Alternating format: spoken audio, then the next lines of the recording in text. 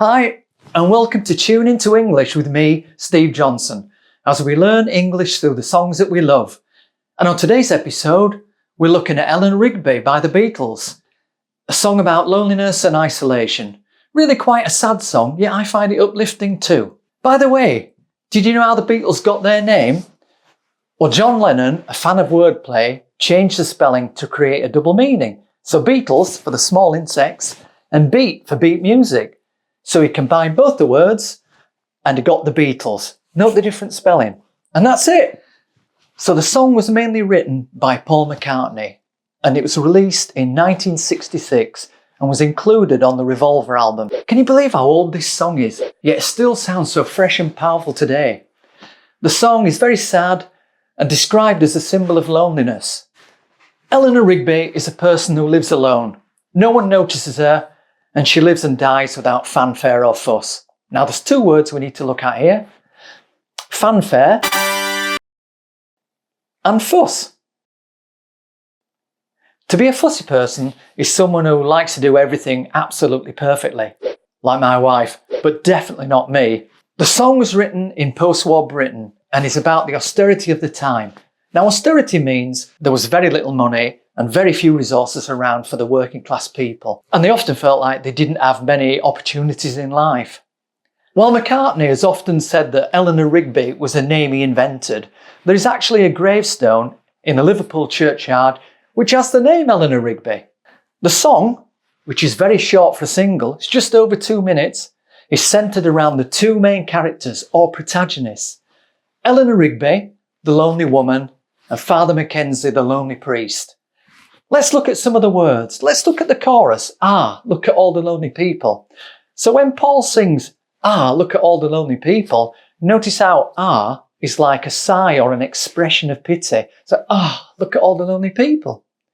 Now, I always used to think he sang, I look at all the lonely people. But the Liverpool accent is sometimes quite difficult to understand, even if you're English. So don't be afraid to jump in and have a go, even if British make mistakes and get it wrong.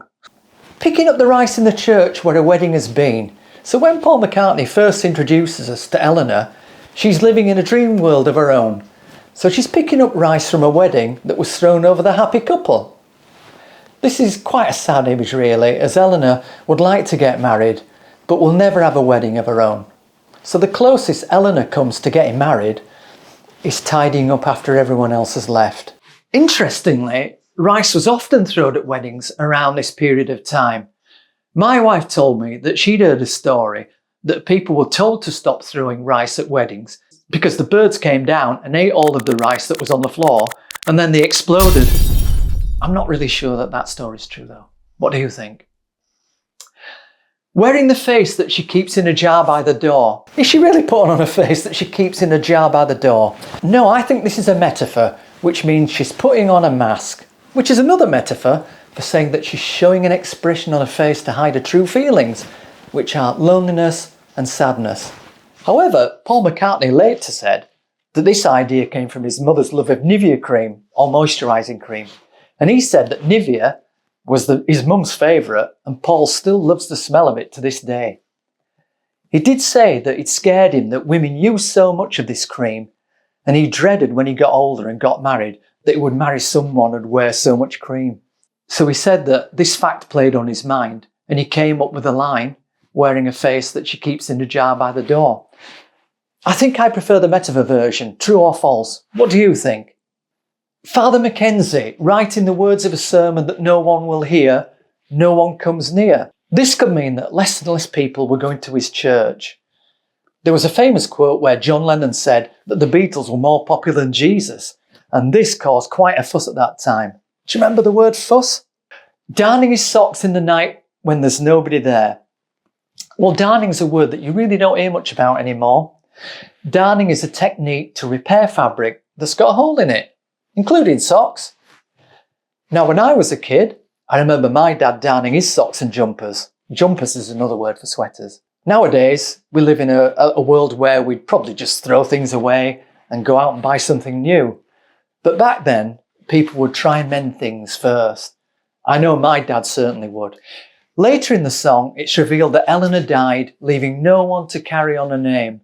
Now McCartney, towards the end of the song, has the song's two characters crossing paths a little too late. Maybe if the two had met earlier, they might have become friends with something in common, but it was too late.